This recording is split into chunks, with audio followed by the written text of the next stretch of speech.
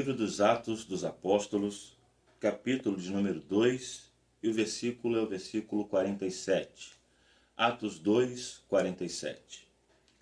Louvando a Deus e caindo na graça de todo o povo, e todos os dias acrescentava o Senhor à igreja aqueles que se haviam de salvar.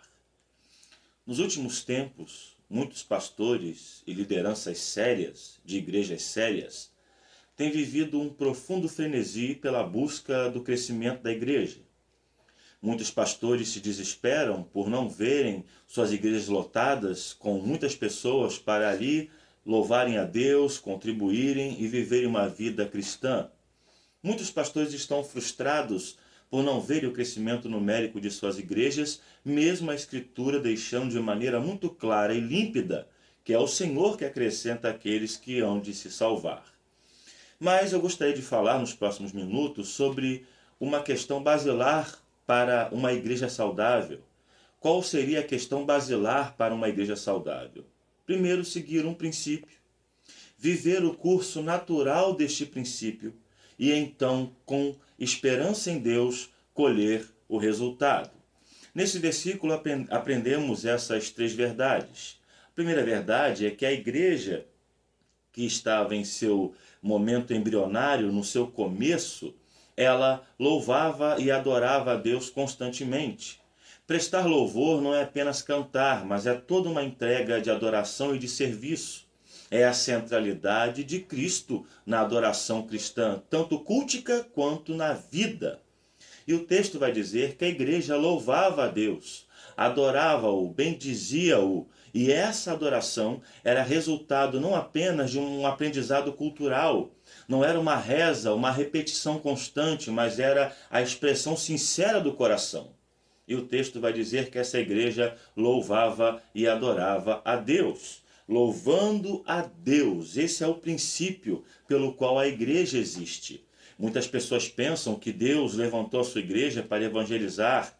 Faz parte, sim, do comissionamento do Senhor Jesus, mas como está expresso no breve catecismo de Westminster, que o fim pelo qual Deus criou o homem é adorá-lo e ter nele prazer para sempre. Logo, a adoração é o princípio, é o fim pelo qual Deus levantou o seu povo para adorá-lo, prestar-lhe culto, bendizê-lo, viver para a sua glória, existir para a sua glória, como nas palavras do apóstolo Paulo: quer comais, quer bebais, faça tudo para a glória de Deus.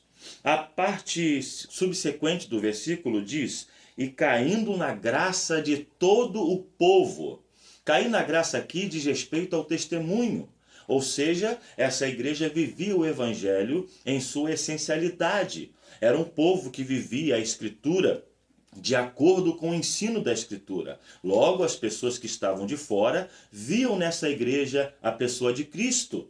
Como na visão no Apocalipse, o Senhor Jesus se apresenta a João caminhando entre os castiçais, que eram as igrejas, ou seja, Cristo se revela ao mundo por meio da sua igreja. Cristo se revela às pessoas por meio de nós. Como nas palavras de Billy Graham, nós somos a Bíblia viva que o mundo lerá. Ou seja, o testemunho da igreja falava ao coração do povo. Deus utilizava o testemunho dos primeiros cristãos como reflexo de sua glória, como expressão do seu amor, como expressão de sua bondade. O mundo não enxerga Cristo. O mundo não enxerga Jesus. O mundo pode não enxergar a Deus em toda a sua magnífica obra na criação, mas o mundo pode enxergar Cristo, pode enxergar Deus por meio de quem nós somos em Cristo. E a terceira parte diz que todos os dias acrescentava o Senhor aqueles que haviam de se salvar.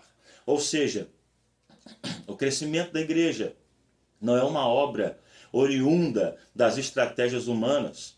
Não é aquilo que nós fazemos que vai atrair pessoas à igreja. Nós podemos aumentar o número de adeptos, podemos aumentar o número de frequentadores por meio de estratégias, mas quando nós estamos vivenciando a Escritura, quando estamos vivenciando o cristianismo em sua essência, é o próprio Deus que se encarrega de atrair as pessoas.